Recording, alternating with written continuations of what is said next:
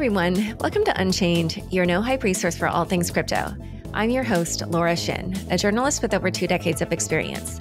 I started covering crypto 6 years ago, and as a senior editor at Forbes, was the first mainstream media reporter to cover cryptocurrency full-time. This is the October 19th, 2021 episode of Unchained. My book, The Cryptopians, Idealism, Greed, Lies, and the Making of the First Big Cryptocurrency Craze, is available for pre-order on Amazon, Barnes & Noble, bookshop.org, or any of your other favorite bookstores. Go to bit.ly/cryptopians. That's bit.ly/CRYPTOPIANS and pre-order today. The Crypto.com app lets you buy, earn, and spend crypto all in one place. Earn up to 8.5% interest on your Bitcoin and 14% interest on your stablecoins, paid weekly. Download the Crypto.com app and get $25 with the code LAURA. The link is in the description.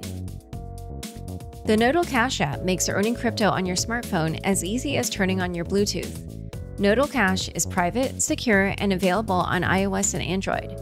Visit nodal.io/cash. That's nodal.io/cash to start earning. Today's topic is the metaverse. Here to discuss are Andrew Steinwold, managing partner at Sfermion, and John Egan, CEO of L'Atelier BNP Paribas. Welcome, Andrew and John. Hi, Laura. Thank you for having me, Laura. So let's start by having each of you briefly describe your background in the space, how you came to your current position, and to be involved in NFTs and the metaverse. And Andrew, why don't we start with you? Yeah, so essentially, I first got involved with Bitcoin in 2013, and I attempted a few blockchain-related startups 2014, 2016. Those did not work out.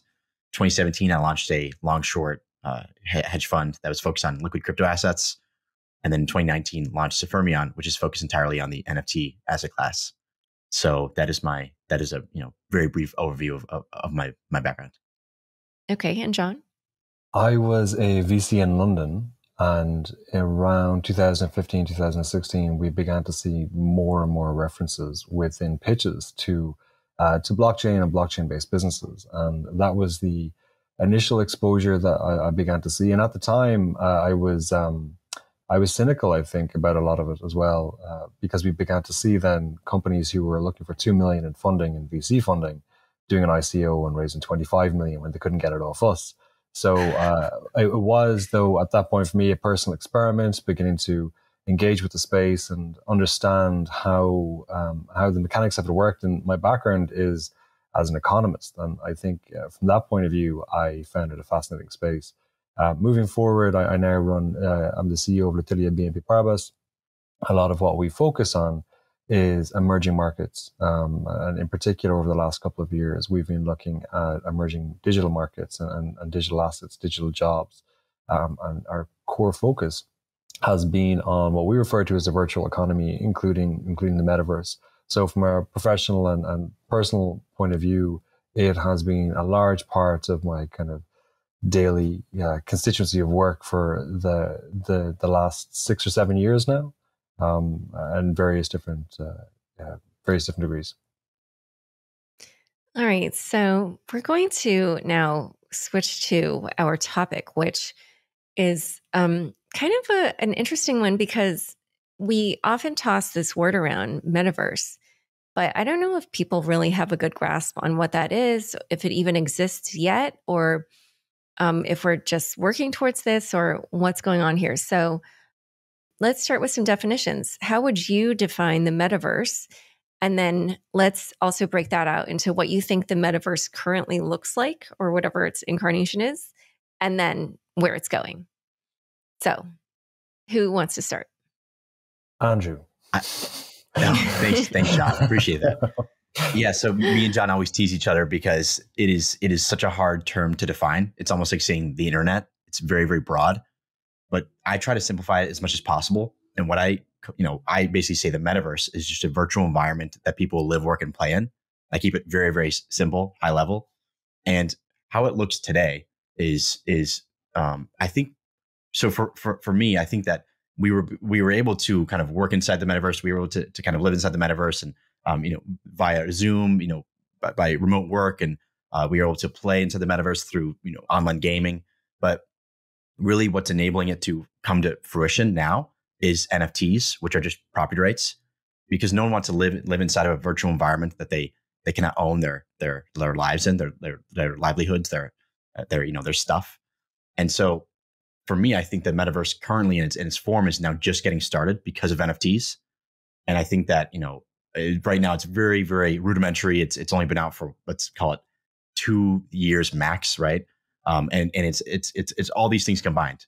It's a little bit of OpenSea, it's a little bit of Zoom, it's a little bit of Facebook even, unfortunately, but it's all these kind of things together. And then where we're headed towards is a world where really the value paradigm is shifting from value extractive of users to value additive.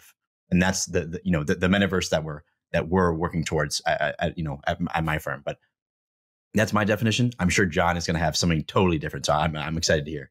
Yeah, well, actually, before we go to that, I do want to ask you, like you keep saying Zoom is part of the metaverse. I've never thought that myself. I'm on Zoom a lot. I never feel like I'm in the metaverse, but you were saying that is part of the metaverse. I think that any sort of activity that we do online is somewhat part of the metaverse. But I think so communicating online, that is definitely part of the metaverse. But in order to actually have the quote unquote true metaverse, the full vision, that you need property rights, you need ownership of your stuff inside the digital world. And yeah, so it is a part of it. It's not like obviously the main part, but as a way for people to communicate very easily. So it is a important piece. But going forward, it's going to be all sorts of different platforms, protocols, products that allow people to really earn value from their activities online. Because right now I'm not earning anything from using Facebook. I'm not earning anything from using Google. Those platforms are extracting value for myself as a user. And so where we're headed is a internet or a metaverse, if you will, where users are getting value in return for their activities online.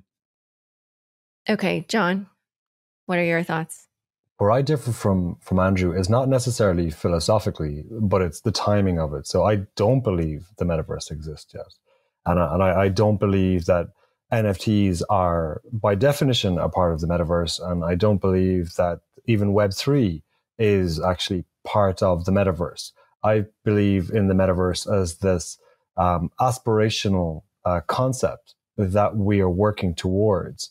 And in that way, we can actually define it a little bit more clearly because we can see it in the future. I resent sometimes the ambiguity and the opacity that comes with many, many definitions for this thing, many different use cases for it, from Facebook's articulation of it, which is murky and loose and poorly constructed, right through to people who use terms like metaverses as a plural term.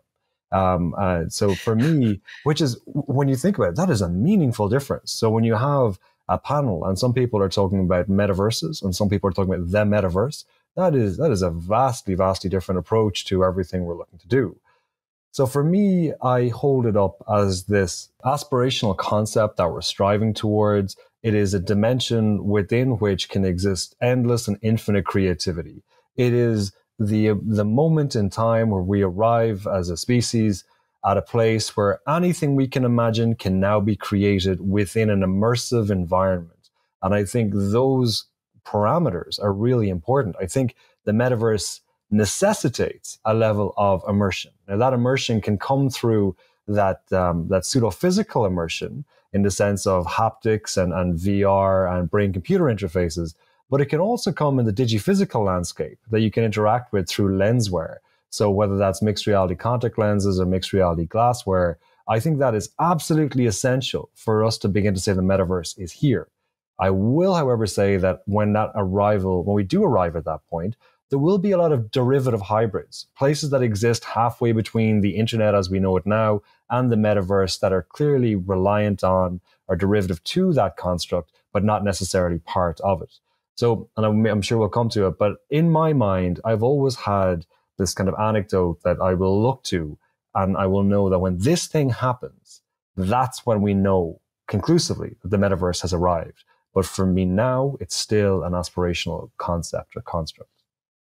Okay, so one quick thing I want to get out there is a disclosure that I do write a newsletter for Facebook. So if we're going to keep talking about Facebook's metaverse, like you did mention you didn't like their murky definition, as you called it, but I don't know what that definition is. So what is that definition? What do you not like about it? Well, so I suppose you've just summed it up. I don't think anybody knows. I think it's very, very work orientated, but when any VC will tell you that about 10 years ago, all of the decks that came across their desk had the words AI in it. And then a few years later, they all had the word blockchain in it.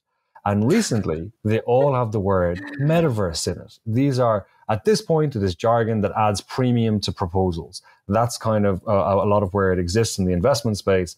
When Facebook started talking about a metaverse, they didn't explain what they were talking about, aside from to say, this is a labor-orientated environment that people can exist within. And I'm sure over time, Facebook will expand on that greatly. But right now, there's very few people in this space who are not aware that Facebook are actively speaking about the metaverse.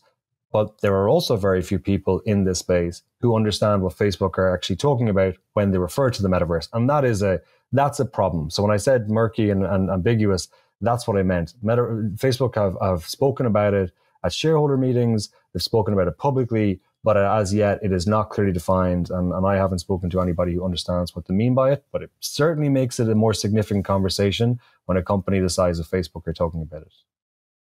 And just for both of you, actually, from things that you were saying, it made me wonder, so then would you guys consider something like Second Life to be a metaverse? Because Andrew kind of said, metaverses don't exist until you have NFTs. And then John, you were saying that you felt, nothing fits that definition out, and it needs to be immersive, and something like Second Life is pretty immersive as far as I understand.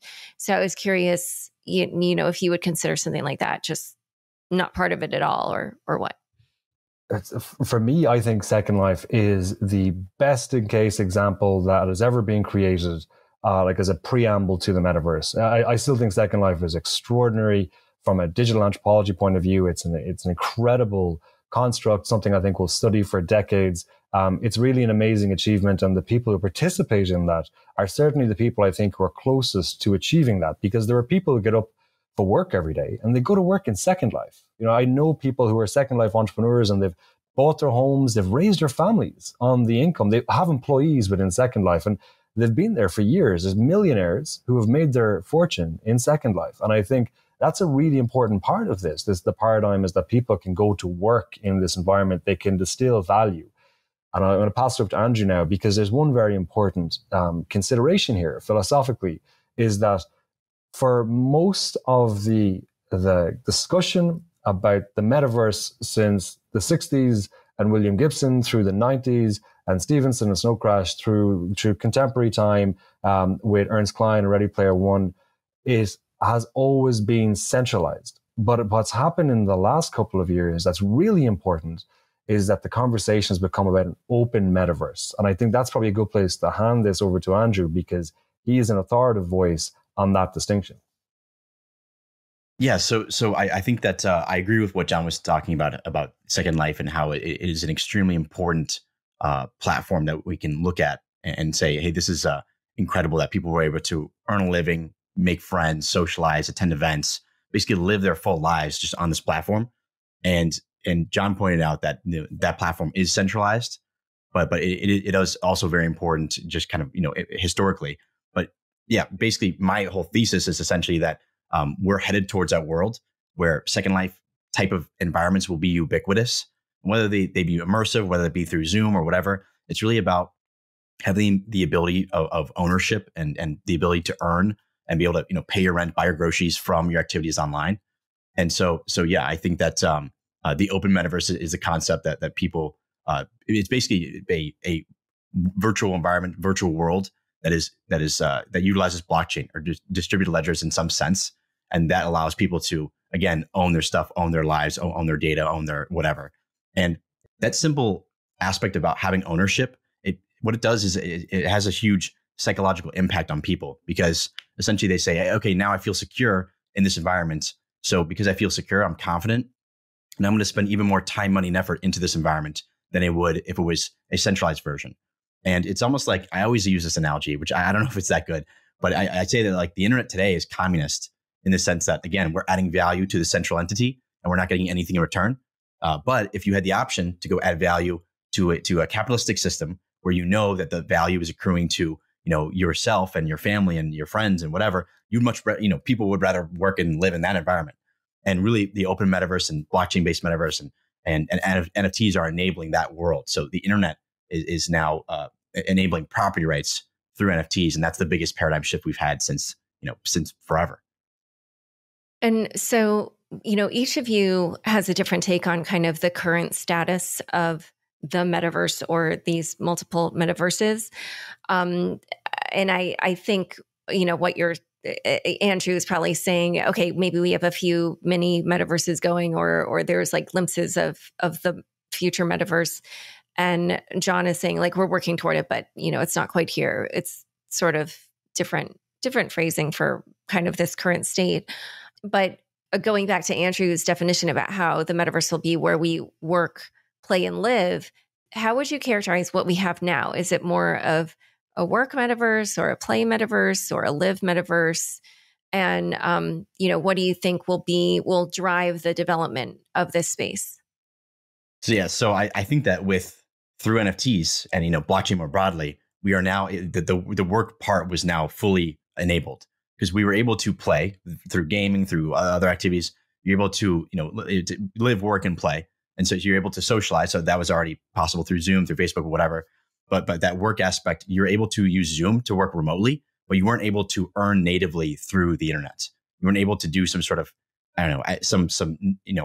basically go for Axie, for example, Axie Infinity, which is a very popular game. You can now play a video game and earn value from that game, right? So that was impossible before. And now that is enabled, now it's like, okay, great. The metaverse can start to begin to emerge and to eventually, form what it's basically going to be the internet of value. So to speak very broadly, it's going to be people being able to earn through all types of activities, and through that earning, they're able to essentially, have better lives and be compensated for the value that they're adding to these platforms. So, again, quite a kind of a nebulous definition, but yeah, that's how I see it.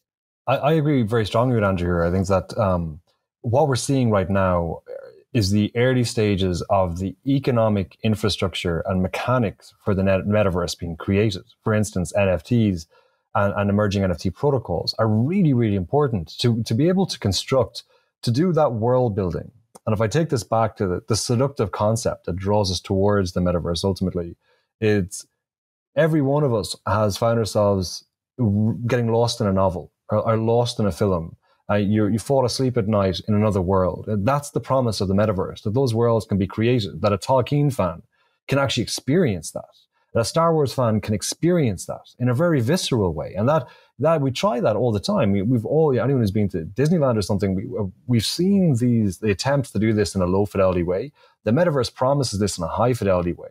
For that to be feasible, there's a couple of things that need to fall into place. The first of them is the economic infrastructure, the guide rails need to be put in place for any of that to actually be useful, to justify the investment that's required to get the rest of the technology up to the point it needs to be to provide that. So I think what we're seeing now is actually the economic infrastructure. It's the train tracks being laid. The problem is the towns that are going to exist along that line have not yet been built and will take some time to be built, I suggest as well.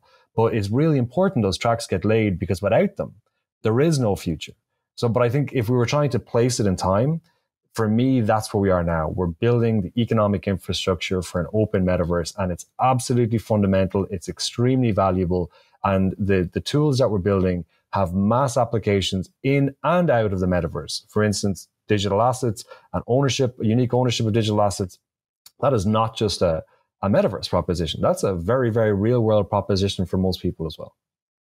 Yeah, actually, this reminds me of Carlotta Perez's book, Financial, Capital, and Technological Revolutions, or something. Maybe it's the reverse. But, like people are financially motivated. And so, of course, I can see how the work or earn aspect of this is driving. I mean, we're seeing it already happening with Axie Infinity and stuff like that. But it's same with the ICO craze, where people thought, oh, we can get people to throw money at us, so let's do it. And here it's similar. Oh, I can run into Decentraland and grab a part of this virtual real estate early, or I can earn axes and then lend them out. But John, going back to some earlier comments that you made, you kind of really seem to talk about almost like an augmented reality, and you called it like digiphysical reality, and you talked about certain gadgets we would need to wear, or eyewear that we would need in order to access this world. And so I wondered, like, for you, do you feel that the metaverse is really dependent on things like a VR, AR headset, or how much of this will be more virtual in the sense that we'll just be at home and through our avatars we'll interact in these other worlds? For me, yes. For me, it requires some level of immersion, because I think what we're seeing now is a lot of games are being called metaverses, when really all they are blockchain-based games that allow for people to derive value from them. That's a very important step forward, and I don't mean to denigrate them at all. They're very, very worthy projects, and best of luck to them. But that does not necessarily, in my view, make it a metaverse or make it even tangential to the metaverse. So for me, it requires some degree of immersion to make it a realistic metaverse in any real sense. We need to be able to interact with a new dimension of digital reality. And I think that the reason I speak about digiphysical is because I use this proxy all the time. For any gamers who are listening to this, there was a game released about 2 years ago called Red Dead Redemption 2. And it is an extraordinary technological accomplishment. It is something just incredible. The detail is phenomenal. It's an open world environment that people can roam around. But it took 7 years for one of the world's best game publishers to create that. And even at that, it's still a limited world environment. You can reach the edges of it quite quickly. So to create something which is fully immersive and generative is still a long, long way away. And to my mind, that's a real indicator that the first instances of this are going to be digiphysical. We will interact with the virtual reality that emerges around us. And to use the anecdote or the proxy that I've often spoken of, is virtual pets. I think when you want to know, if you want to ask yourself, is the metaverse here or not? When people have virtual pets that they can interact with through mixed reality lenswear, those pets, those semi-intelligent agents can interact with them, the infrastructure around them, both the physical and digital infrastructure, other individuals, and other virtual agents. That's the metaverse. That is, you've now created new species of semi-intelligent agents that you can interact with and can interact with you. And that gives rise to a whole new universe of opportunity that we can go into in detail. But then just one other thing is, so if I need to be wearing, either a VR, AR headset or, some kind of eyewear in order to access this world, then how much of this is just kind of a world that I've created for myself versus do a lot of other people also need to be wearing the same thing at the same time in order for us to create this metaverse and make it a true world? Or is a lot of it just kind of a self-contained interaction that I'm having with virtual things? It's a bit of both. There's been a real spate of patent registrations in eyewear over the last 10 years, both contact lenses and glassware. I think Google Glass was somewhat prescient of what was to come, but it was poorly timed and maybe execution fell short. But they knew what the future looked like and how we would interact with things in an augmented way. Now we see so many patents coming through about this particular technology, and the likelihood is there will be a digiphysical common space through which we all interact with that's layered over physical landscapes around us. Ownership of that will be a curious construct, but we'll also be able to individualize it through the acquisition of very specific data streams, for instance, that we'll be able to buy data assets that potentially personalize our experience in different ways. But that doesn't take away from the shared commonality of that environment that we're interacting with. So if you walk out on the street, the general common part of it comes from the fact that you might be able to interact with virtual monuments that you can only see through your lenswear. The individual layer of it may come from offers that are coming from restaurants or shops directly to you in a specific way that's catered to you that only you can see, that nobody else can see. So a high level of personalization within a common space, because that's the dynamism that's offered within that technological environment. And Andrew, what's your take? Are you more into this kind of digiphysical aspect where people do need to be wearing gear to access it, or do you feel that's not as necessary? Yeah, so John and I actually differ on this as well. I'm of the opinion that you can have a metaverse come to form just through our computers. You don't need to have a headset. You don't need to have the suit. You don't need to have any of that stuff. It can happen just through our computers. And as long as you can live, work, and play inside of digital environments, and you have ownership over your stuff, then that means that you're able. That means that the metaverse is there. But saying that, there's kind of, we can look at some trends that are happening that are just marching towards this world that John's talking about, of kind of deeper immersion and more technologically enabled gear that we'll be wearing. If you look at, number one is just screen time. So screen time around the world is on the rise. It's it's an average American's like around 7 hours per day. The average Filipino is around 11 hours per day, and that number is just going up everywhere. I'm at like 13 hours per day, something absurd, but I'm just ahead of everybody, I guess. But so that's number one, screen time just on the up and up. And number two is technological immersion. So if you look at kind of our communications technology, it's constantly gotten more immersive over time. So we start off with the telegraph, which is Morse code. It's like not immersive at all. Then we went to telephone. So suddenly you could now hear someone. That's a huge leap up, in immersion, because that's your sense of hearing audio. And then now we're doing video calls. So you can see me and hear me. So that's two senses now, another huge leap. And then in the future, 10, 15 years from now, we're going to be in some virtual environments. We'll be able to shake each other's hands. We'll feel the handshake, and our brains will actually think that we're there. Well, our brains will have no idea that we're actually not, sitting in our office or whatever. And so that is happening regardless of NFTs or whatnot. But really, what we did is we just added NFTs along with those trends, and so now we're able to own. And so now it's like, okay, well, despite those trends that are happening, regardless of NFTs, now the metaverse can come to fruition. So I differ slightly in John's views. I think that we're headed there regardless, but I don't think that it's required for the metaverse to actually form. In terms of digiphysical, I agree with that. I think that we're going to have our digital lives, our digital lives are intertwining with our physical so much that even looking, like going back to the screen time example, we're already spending most of our time on screens, online, right? We don't really notice it day to day because it just becomes so natural for us. But I'm sure, like most of the people listening to this, their screen time is probably 7, 8, 9 hours per day. So that's the majority of your waking hours are spent online. So in some sense, we're already living in this virtual world. But when you add in NFTs, it's okay. Now we feel confident. Now we can own stuff, and therefore they'll spend even more time in these environments, and it'll just go deeper. Well, so going back to your comments about NFTs, and also about just how right now I don't know about right now, but how we're already seeing glimpses of different metaverses in different ways, even if it's from something like Second Life. At the same time, here in the world of blockchain development, we also have all these different competing blockchains. We've got layer ones, we've got layer twos. And so I was wondering at this moment, just in terms of NFTs, even it feels like the NFT world is a little bit siloed. And I wondered, will that also mean a more siloed development for metaverses? Or and will that mean then we might have a metaverse that's more like for gaming, and then another one for fashion, another one for real estate? How do you view, just from a technological level, how that's affecting the development of the metaverse? Yeah. So just first, I'd say that like there aren't really like going to be segmented metaverses. It's almost like saying one internet for gaming, one internet for this. It's almost just like the whole broad concept is the metaverse. It's like the internet.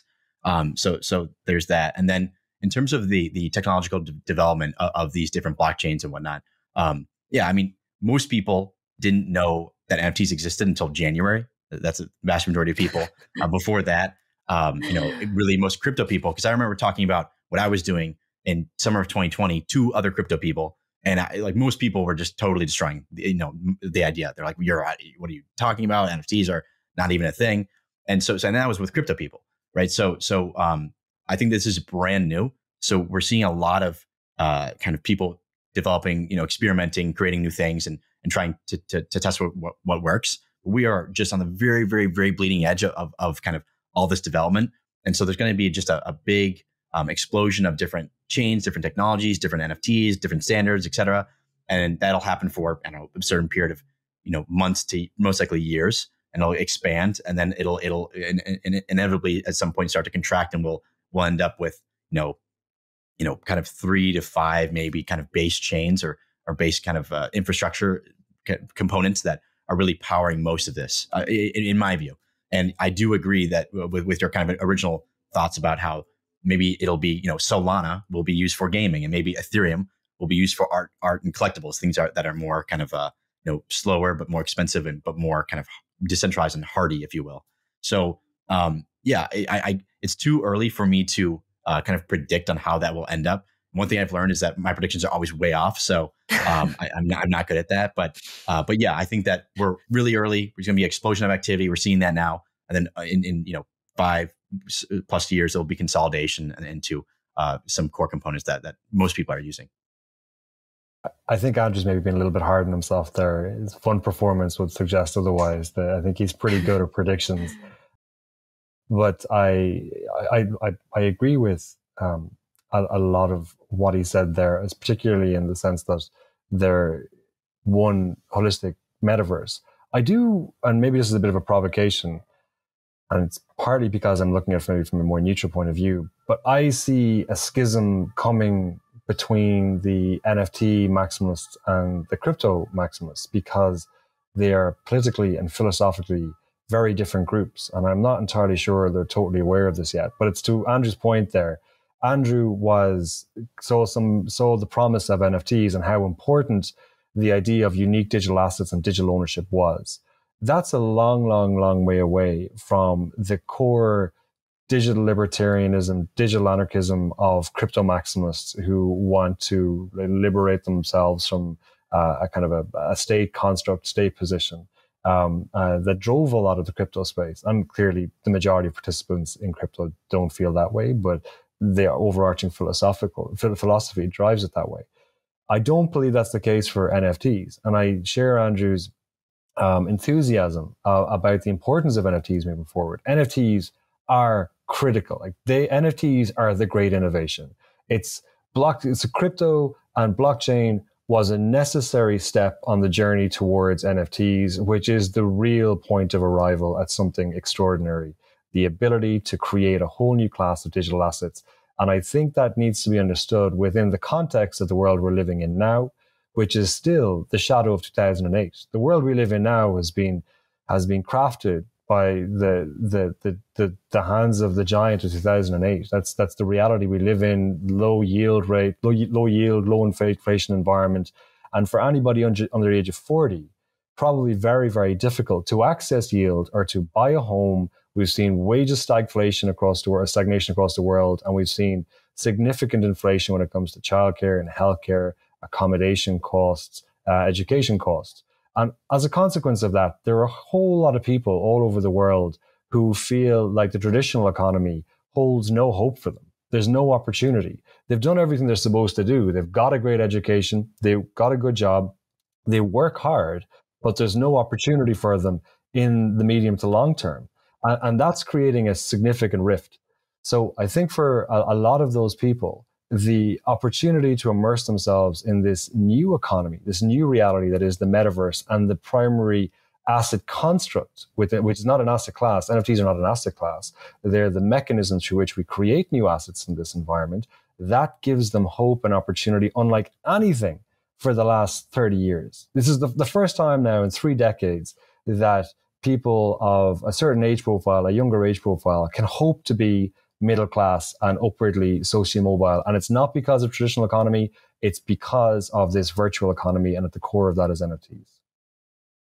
This is the perfect segue, because my next questions for you are about financial opportunities in the metaverse. But first, a quick word from the sponsors who make this show possible. With Nodal Cash, you can earn crypto on your mobile device for free with no hardware to purchase. You just download the Nodal Cash app, turn on your Bluetooth, and start earning. Nodal Cash is private, secure, and easy to earn, whether you're on the go, stuck in traffic, or even while you're sleeping. You can even repurpose your old smartphones to earn Nodal Cash. Visit nodle.com to get started, or go directly to nodal.io/cash. That's nodle.io/cash. Join the Citizen Network to earn crypto on your smartphone 24/7. Or if you're already a Nodal Cash app user, make sure you follow their Twitter @Nodal Network and join their Telegram @Nodal Community for earning tips and exclusive giveaways. With over 10 million users, Crypto.com is the easiest place to buy and sell over 90 cryptocurrencies. Download the Crypto.com app now and get $25 with the code LAURA.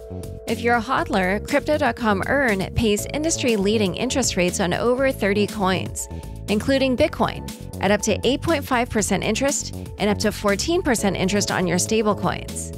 When it's time to spend your crypto, nothing beats the Crypto.com Visa card, which pays you up to 8% back instantly and gives you 100% rebate for your Netflix, Spotify, and Amazon Prime subscriptions.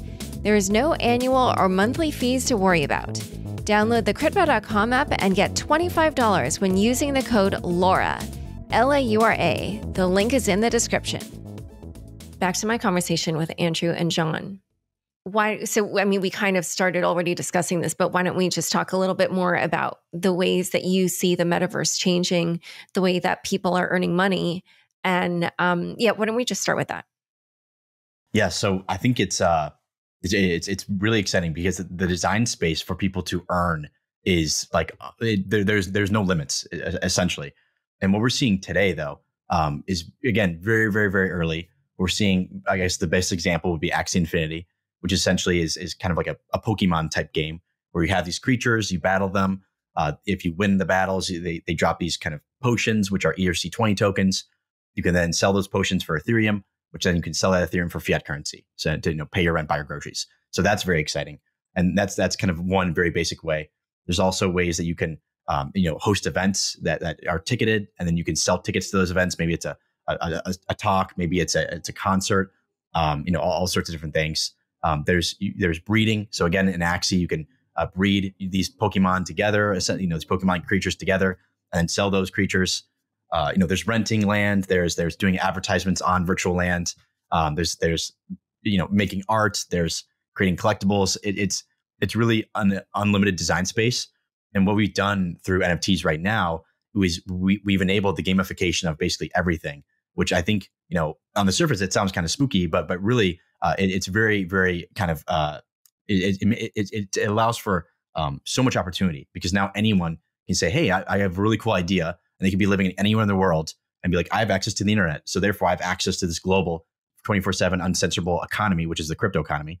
And I'm going to create a new set of, paintings that I'm going to upload. And with that, I can now earn natively on the internet. So yeah, I think that there's today a plethora of different ways people can earn. And there's going to be just so many more that I can't even, it's almost like if you ask me, hey, like what, about Airbnb or Uber back in 2002, like I would have no idea how that would work or what that even is. But yeah, I'm sure in 5 years from now or even less, we're going to have so many different ways that are just very interesting and very unusual that people can earn through their activities online. If I was to build on that, and Andrew covered most of it, I think we can already see there's a not insignificant number of people who are earning their primary income through these environments. So they have already decided to give up on a traditional economy, and they've got better prospects and better opportunity within this space.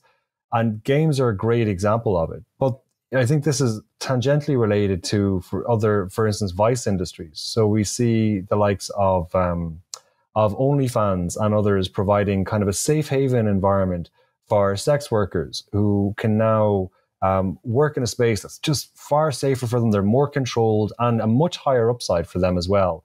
So we're seeing people make choices about the way they earn income, which are markedly different than anything we've seen before. And it's an enormous shift. Everything from esports to streamers to people now like in the likes of Axie or in Second Life earning incomes through those environments. What we're likely to see, my expectation, is that we'll see a greater and greater number of people earning a supplementary income from these environments. Maybe, for example, they have a stable of Axies and they're using the scholarship program to allow other people to use those Axies, and they're splitting the revenue with them. And now maybe that leads to, like $100 or a couple $100 extra a month for them. And over time that grows. I think we're likely to see more and more of that. So there is an increasing necessity or dependency on supplementary incomes because, like I said before, traditional incomes are not keeping up with inflation of major costs. And this is becoming more of a necessity for people, especially those who want to be kind of socially stable and not fall down the ladder. So that would be the thing to look out for in the short term. Yeah, one thing actually that I find a little curious about what's happening already is that even though play to earn obviously has enabled a traditionally underprivileged population to earn money, as I'm sure you're all well aware, the price of axes, which is what you need to get started, 3 axes, has really risen. And I just did a quick search before we started recording, and the cheapest axes are now $166. And so if you need 3, at the very minimum, you need $500. But apparently, if you get the cheapest ones, like you're not going to progress very far. So it's really better to go with ones that are more expensive. And I actually saw the most expensive ones are like hundreds of millions of dollars, which I think is insane. But I just wondered, how do you feel different creators in the metaverse can kind of enable the metaverse to be accessible to that population? Well, I'll take this one first, Andrew. I think there's a couple of things on this point. I suppose the company have indicated that they're going to provide a much cheaper axie that doesn't have breeding capacity. So people will be able to engage with the game. They'll be able to earn tokens in the game, which then they can use over time to buy the full axes. That gives people an access point. There's a couple of other things. I think one is that there's a very reasonable case to be made that you've got people in wealthy countries now buying axes because they can afford them, and then they're using cheap labor in Southeast Asia in particular to actually go out and work those axes and earn them more money. So it's a form of rent that they're deriving in a very pure capitalist way. And is that really ethical or moral? I think a lot of capitalists might look at that and say, well, 2 things. One is that as long as they're paying a fair wage as negotiated with the employee, in this case, well, then that should be okay. No one's being forced to do it. And the second thing is the company, so Axie has no obligation to provide cheap axes if the market demand establishes a market price for it. That's not their fault. They've done nothing wrong. There will be plenty of other plays you earn, opportunities and propositions for people to get into early. So it's a tricky one because I kind of see both sides of it. I think there is a genuine ethical question. Do you feel comfortable hiring people in cheap labor economies to basically farm your asset for you, and then pay them what may be a disadvantaged rate?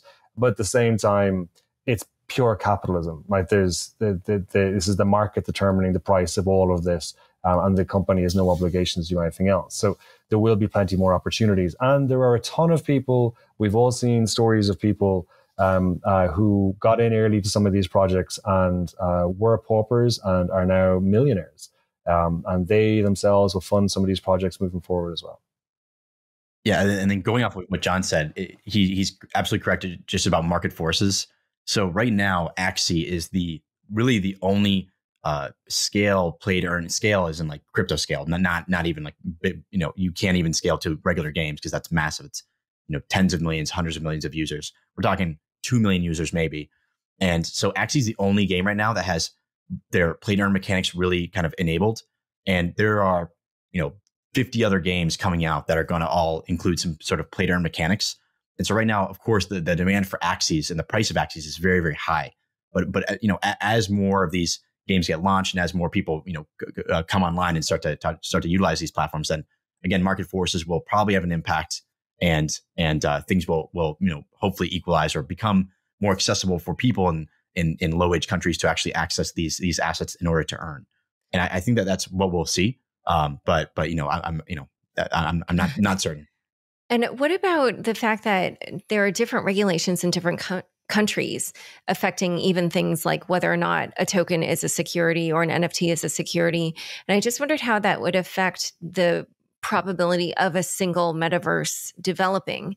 I'm sure we're well aware that now in DeFi, often we'll see things like there's an airdrop for everyone but Americans. And so, how does that affect kind of a virtual world where, it's technically borderless, Will it just be there's one metaverse for Americans and one metaverse for the rest of the world, or how do you see that affecting things?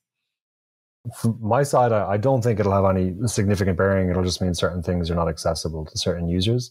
But I also think that those things that are not accessible are quite rare. So it won't be a regular occurrence. Security tokens are a really good example. I do feel like security tokens are going to play a major role over the next decade, because security tokens are how mass affluent get access to the yield of the super rich. And there's no other instrument that provides that at low cost. And I think that is a huge opportunity. So security tokens, I think, are really important, but there is a very blurred line between something that is a security token and something that is another form of token, whether that's NFT or social token. It's really ambiguous, and that ambiguity tends to fluctuate country by country. So there will need to be unified regulation when it comes to some of these tokens, and it will be to everyone's benefit when it is established. And there will be workarounds. The same things will be wrapped. Yield will be sold in other ways to jurisdictions that don't have access to a particular token type. In the instance of the US, if it's a security token, I don't see that being a huge issue. The other thing is location in the metaverse is kind of it's a fuzzy idea, because if you're using a good VPN, then your location is yours to choose to the large extent. So, and if you're holding those assets in the metaverse, it really kind of becomes a very ambiguous. Yes, I suppose there's a legal fidelity about declaring those assets and any revenue you generate from those assets, but the jurisdiction in which those assets are held, the jurisdiction in which those assets are acquired, and the jurisdiction in which you engage with those assets is not defined. Yeah, right now, the current regulatory regime, the current regulatory environment, at least in the States, is not really compatible with DeFi and a lot of things that are happening in crypto more broadly. So I think that we need to update those laws, because the securities laws are something like 100 years old and based off of like something to do with like an orange farm in Florida or something like that, right? So that definitely, we need to update that. That's number one. Number two, I think with NFTs specifically, we're going down an area that is unknown, because I don't think that toys or art, most art or collectibles, baseball cards, are securities. Like, they shouldn't be. They weren't in the physical world, so why would they be inside these digital environments? And just because you can earn through playing a video game doesn't mean that should also be a security. If you in World of Warcraft, you could also earn money by doing missions or doing quests, acquiring gold. You could sell that gold on eBay. That doesn't mean that your character is a security. So why should your Axie be labeled a security? In my opinion, it should not. Right. Yeah, I don't think it's Axes, but things like on OpenSea recently, they delisted some where it was sort of like a DAO, and it was saying, oh, if you're part of the DAO, then you will get some of the royalties from the sale of these. And so I think that kind of thing is more like a security. But this actually leads me to a broader question, which was just in general, when disputes arise in the metaverse and it's for between people of different jurisdictions, then how do you think those will be handled? Oh, that's a great question. And I think anybody who suggests they have the answer to it at this point is just posturing.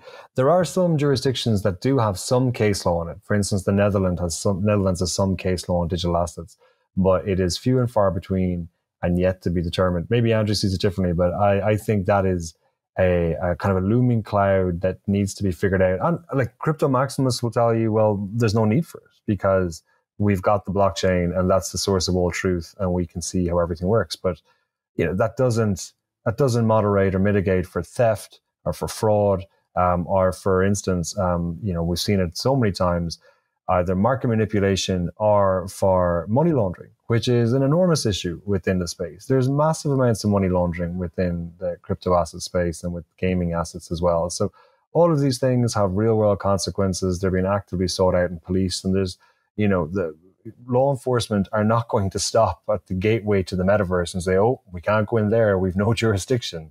That's not how it's going to work. So there are a lot of questions to be answered at this point, and I don't know if there are any really solid answers to it, in large part because out of the constellation of participants within this space, it's light on lawyers. And some people might see that as a positive thing for now, but ultimately we're going to need to see a lot more jurisprudence considerations in this space.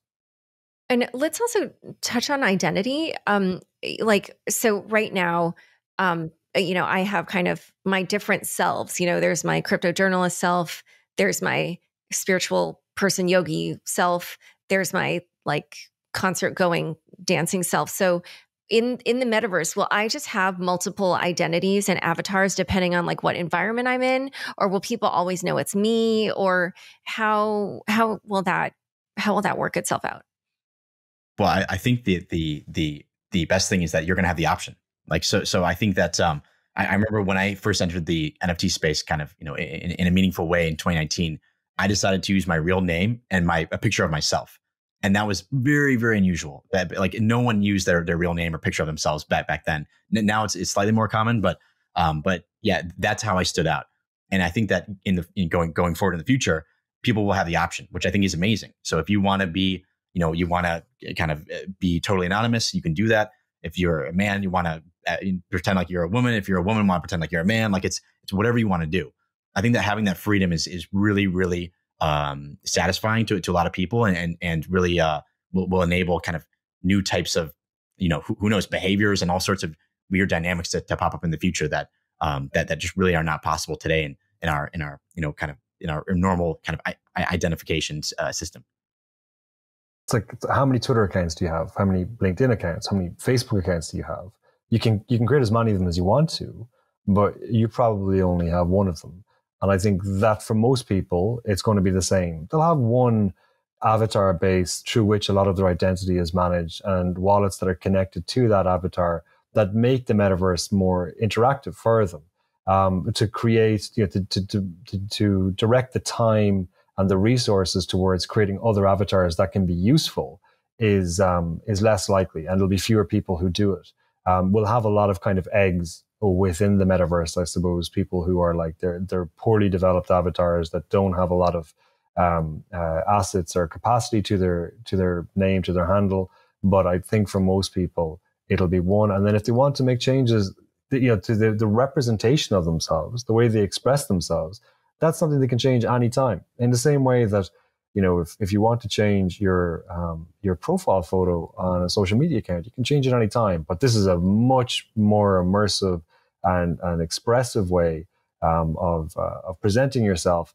And I think that people will constantly evolve with that, and they'll use new NFTs to kind of present themselves and represent themselves. I think that's probably the way that people will articulate that view of themselves. But then on the flip side, how do we prevent that from being abused in a way that can lead to some dark things, which already happen in our current web, but things like harassment or deep fakes or misinformation. And I just wonder how that could worsen quite a bit if these happen in worlds that are already virtual, where already people are interacting through avatars. And I just wondered, are there particular ways to set those up where they can incentivize the normal type of behaviors we see in the real world, where the vast majority of people are nice and just go about their business, and instead of enabling anonymity or pseudonymity to encourage bad behavior? To my mind, go ahead, Andrew. Sorry. Oh yeah, no. I think it's going to be pretty tough to be honest. I think that right now, there is not a one size fits all solution for that. But what we've seen is that people are creating. So, for example, Decentraland. Decentraland is a virtual world platform. You can go in, you can attend events, socialize, build a house, whatever you want. And right now, it's governed by a DAO. And so, if I go in there and start building some structure and have hate speech, written all over it, basically people can essentially vote to kick me out and to essentially block that content. But then what's to stop you from just creating a new identity and doing it all over again? Or buying up the DAO. Yeah. So again, this is very, very early, and there is not a one size fits all solution for this. But from my understanding, it'll block the content. It'll still be there, but no one can see it. And so that is one kind of solution. It's kind of you're able to enforce the societal rules within that structure through people. And that's one way to do it in a way that's not highly centralized. But what it will look like going forward, I have no idea. I assume that it'll become more advanced over time, just because that is the kind of the first iteration that I've seen that, okay, this is a working MVP. It's not like the end all be all. This actually works, and we can continue with this until we figure out something better. Did you want to add something? I think that we're likely to see a significant worsening of some of the worst parts of what we see on social media in certain parts of the metaverse, because there is no centralized control in large parts. So, you could also have a DAO that is very much in favor of that. So you will definitely see like DAOs that are created specifically for trolls. I think the game Elite Dangerous is an example of how like groups within that game, you had groups that were malevolent players that just went out to harm the people, and you also had groups that were kind of philanthropic in nature and just looking to help people. We'll see a lot of that, but ultimately one of the real issues with this kind of digital libertarianism is that it provides a space for the worst sort of behaviors and very, very few limits or restrictions on that, because philosophically it doesn't believe in it unless it's actually restricting or degrading the value of your property. And I think that philosophically, that's something that's very difficult to regulate for us. So I suspect that we'll see, in some cases, awful and very difficult to stop behavior emerging, but the space is limitless. So it's very easy for communities to create environments that are much more coherent with their values and their morals and their ethics. And hopefully be able to isolate those areas which become kind of no-go areas, but they're very likely to emerge.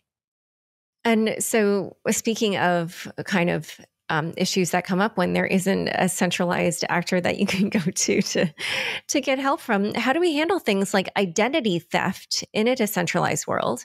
I mean, if you have built your reputation with a certain avatar, or you just have, if I'm just Laura Shin and I'm in all these different metaverses or in the metaverse and I have all my reputation, and then somehow somebody gets control of however it is that I access my identity in this world, what can I do? Or what can a victim like that do? Who can they turn to?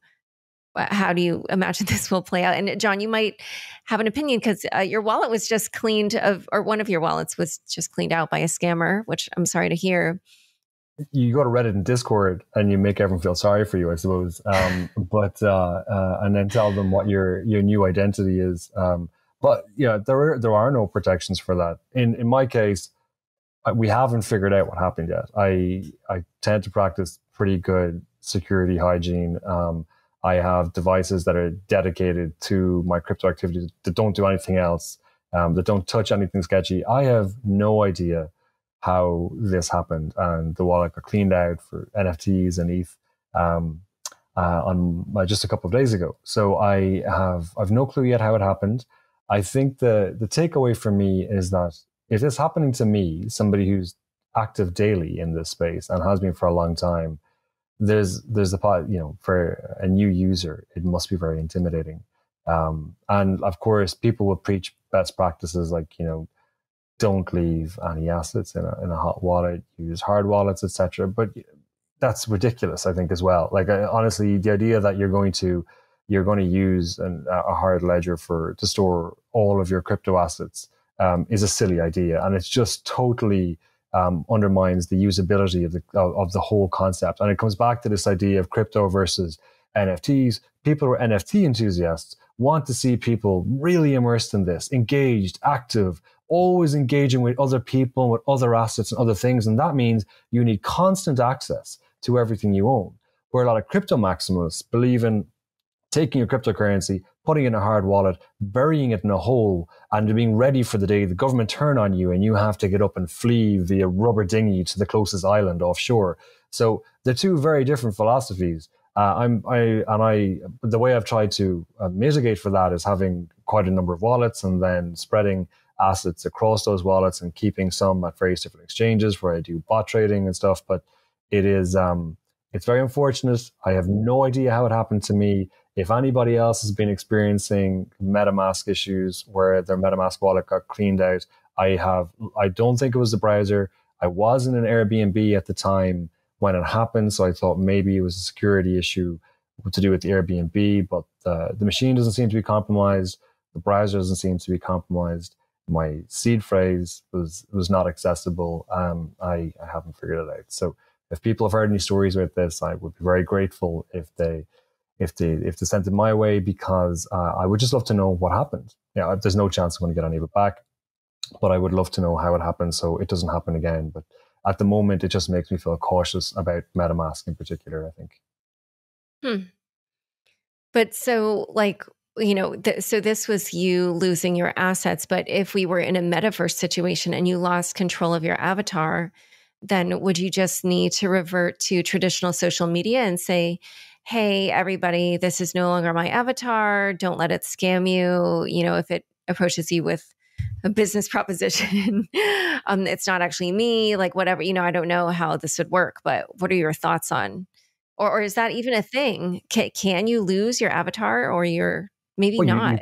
It depends on the avatar, the nature of the avatar, it depends on the platform. But if we assume the avatar is an NFT, for instance, moving forward, well then yes, it could happen. And if they got control of that wallet, they could access all of the assets connected to it. So you could make your public case, but in all likelihood, you'd need to build your reputation from the ground up again. I think there's two things. Look, it's a tax write-off, and you can benchmark the value of it. So that's one positive side of it, maybe. But aside from that, insurance propositions right now don't cover that. So there is no insurance proposition really which I can access that is going to cover that theft for me. So if somebody had broken into my home and had stolen that money from my home, it would have been covered. If somebody had, mugged me on the street and taken it, it would have been covered. If it happened when I was on vacation, it would have been covered.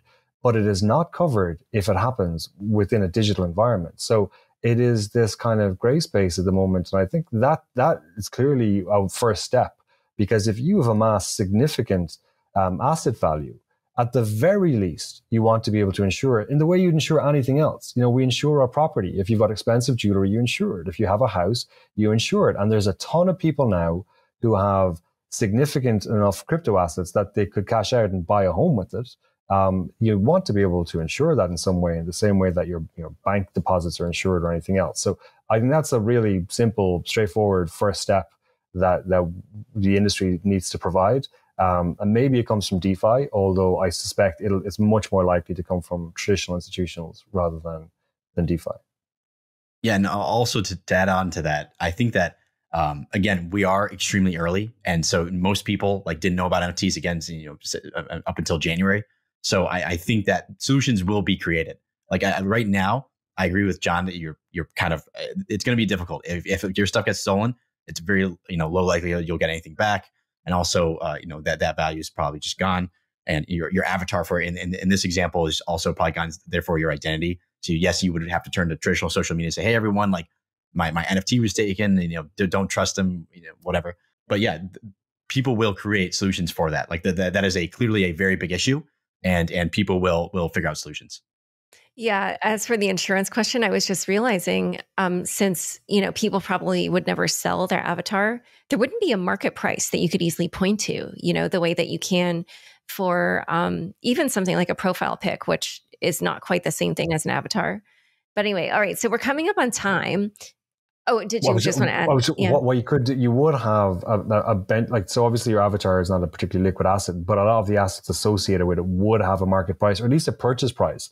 So if, for instance, your avatar is wearing certain clothes or has certain accessories, you'll be able to establish the purchase value, or maybe even a market value for some of those. For instance, if it's Axes, you'll be able to show the value you purchased them at. So at least in that instance, you should be able to. But it was the first two calls I made. The first one was to my accountant. The second one was to the insurance company. The third one was to the police. So none of whom were particularly helpful. But all right, so we're over time, but let's just do one last quick question. If you were to make projections for how things will play out with the metaverse, or whatever you want to call it, in the next 6 months to a year, what would you expect to see? 6 months is very close. So it made it easy for you. Well, so I think play to earn is going to be a really significant part of this, because the utility is so obvious, the opportunity is so obvious. So I think we'll see a lot more play to earn. If we stretch out a little bit longer, over 36 months, I think we'll begin to see some play to earn emerge in mixed reality environments. So the likes of what Pokemon Go did. And I think that's the sort of thing that gets really widespread adoption. It's important to remember that a lot of these propositions don't have mobile apps yet. So they haven't gone mobile. So the real scale opportunity hasn't been touched on. So maybe that's in the next 6 months to a year, we'll begin to see a mobile iteration of some of these propositions. That's maybe my prediction. Yeah, to build off that, I would say that play to earn is going to be something that is, I agree with John, absolutely massive. And people are kind of associating play to earn or talking about play to earn as a almost global minimum wage. They think that over a long enough time span, there'll be some sort of global minimum wage because of NFTs and because of play to earn, which is very exciting. I think that artists will continue to create amazing works that are fully digital. I think collectors are going to continue to collect everything from weird looking penguins to kind of baseball cards on the blockchain, and they'll be able to nerd out with each other and socialize. And I think that virtual world platforms are they're basically experience platforms will continue to get bigger and more exciting and have more people on them and host more events. And I think that basically there's just going to be more of everything, and it's going to be coming at a much faster pace than what we've seen in the past 6 months. All right. Well, we'll have to check back at that time and see how well your projections played out. Well, where can people learn more about each of you and Sfermion and L'Atelier BNP Paribas? People can follow me on Twitter. My name is Andrew Steinwold. And if you want to learn more about Sfermion, it is sfermion.io. And I am John Egan on Twitter, and you can see more of what we do at atelier.net. Perfect. Thank you both so much for coming on Unchained. Thank you, Laura. Thanks so much for joining us today. To learn more about Andrew and John, check out the show notes for this episode. Unchained is produced by me, Laura Shin, with help from Anthony Yoon, Daniel Ness, and Mark Murdoch. Thanks for listening.